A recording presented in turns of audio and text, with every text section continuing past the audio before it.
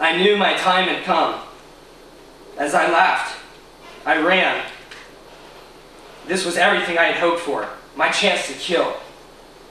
I didn't care how or who, but someone was going to die today, and I was going to be a part of the gun club, which I had so cherished. From that moment forward, our efforts became more intense.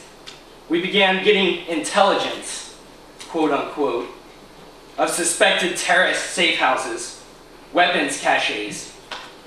We would gear up, blare our death metal, and pump each other up comparing body counts, telling each other it's only a matter of time before we get another. We knew every way to walk right around the line of engagement, the rules of engagement. What a joke.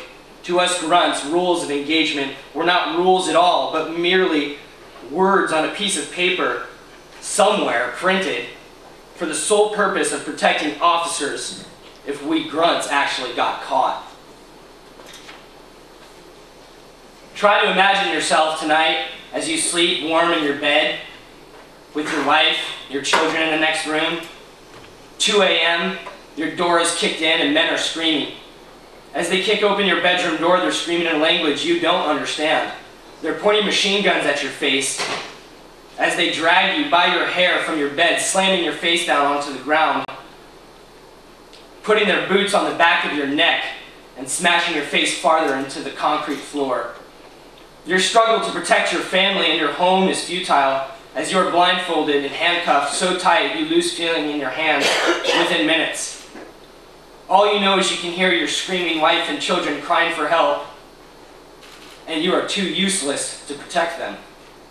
You were not on a list of suspected terrorists. You were not on a list of known terrorists. In fact, you completely supported the U.S. coming into your country and promising freedom and prosperity.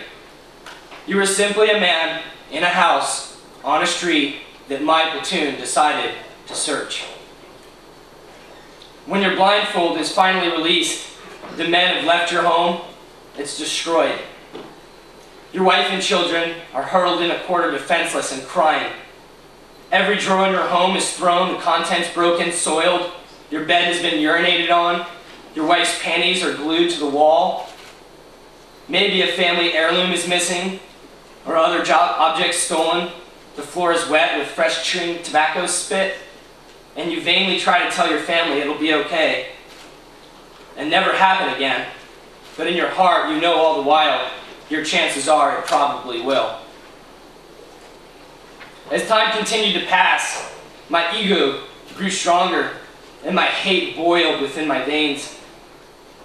A scene like this was nothing more than a Tuesday to me. I laughed as I heard a story. One of the platoons had strapped dead bodies from a gunfight to the hoods of their Humvees and drove around the city for hours, blasting death metal music as they terrorized the population. Just another Tuesday to me. Back on post, there was a time when somehow, someway, an Iraqi had managed to get himself lost and ended up knocking on the door to my post, which happened to be next to our sleeping area. As I answered the door and saw the Iraqi standing there, I accepted my fate, and I jumped on top of him. I accepted he was a suicide bomber, and I had seen my last day as I began to punch him. Brutally, I sat on top of him, punching him as hard as I could. After a moment, I got him under control and handcuffed him. He was simply a man who had just gotten lost. I was punished harshly, not for my actions, not for harming an unarmed civilian, but for not killing him. I was told he should have been killed for being there and I would have been protected. I was forced to burn human feces, stand hours of additional post, and physically punished. I was ostracized and called a wuss and a girl for not killing him.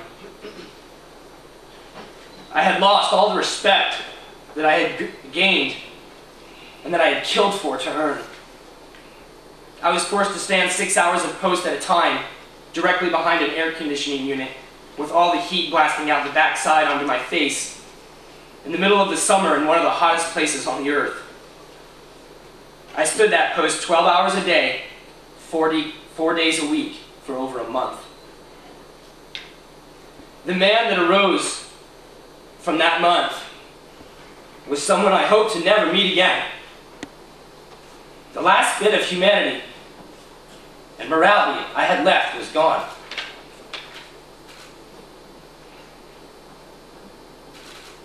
I laughed as Marines told me they had just shot this guy in the head and saw his head explode. Just another Tuesday to me. One Tuesday they brought a car that had just been shot up. The driver's fully intact brain was sitting in the back seat. And to looks of it, the passengers' brains were all over the car. I walked over to the body bag with the passenger in it. The bag was still twitching. And we could hear his body still attempting to breathe, even though his brains were clearly all over the car. We laughed as we stomped him. Just another Tuesday to me. These are just some of the Tuesdays that fill a 7-day calendar. I was given a medium machine gun and unlimited ammo and just told to spend a couple of hours per post down at a post that was usually unmanned. It had extended view and less observers that could see what I was doing while I was down there.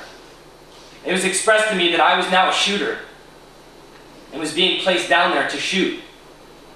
Don't worry, we have your back. Make sure your combat reports are rock solid and we'll take care of you. You saw 2 guys with weapons and 1 ran off. Rules of engagement may change like the tides of the ocean or the winds of a hurricane, but people don't come back from the dead. Sometimes, from one hour to the next, the rule of engagement would change. At 10 a.m., someone with a shovel on a certain street would be killed, and at 10:30, he shouldn't be killed. You can change the rule, but you can't bring that person back to life. And when you can't bring him back to life, you tell me that I just murdered him. After returning home from the war, I began drinking, not caring. I had an attitude that ruled my life where I didn't care if I lived, if I died, where I went, or what I did. As the mental brainwashing and numbing that the Marine Corps had given me dissipated, the only way to substitute that numbing was through alcohol. I started to think back to the people I shot and the lives that I ruined through my hatred and violence, and sometimes it was just too much for me to handle. This war has not only taken the lives of countless Iraqis, men, women, and children, but it has destroyed how many? Who knows? Countless American lives have been destroyed. American veterans, people who joined to serve their country and be American heroes. Many vets feel that there's just no one out there who can help them,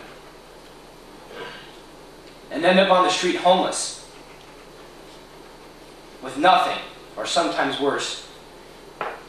Veterans are attempting and completing suicide attempts at an unprecedented rate. That's for a reason. What's worse, to die for no reason, or to live a life of violence and destruction, internal structure and hatred every single day for no reason? To live every day knowing that everything that was instilled in me from the moment I was born as a free American boy, all the morals and everything that was taught to me, I gave away at the moment I pulled the trigger for acceptance. The moment that I beat another human being half to death, simply to feel like the heroes that I held with such regard. I know today that I cannot mend the things that I have broken, or fix the lives that I have destroyed, but maybe, with my testimony today, I can help one person that might help 2 people, who eventually can help 4. And maybe all of us together, standing united, can prevent these atrocities from ever happening again. Thank you.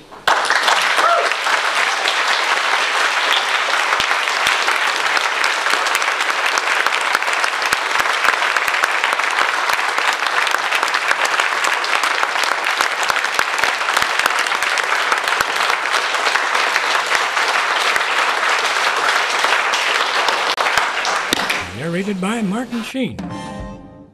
Boy, this is going to shock a lot of people.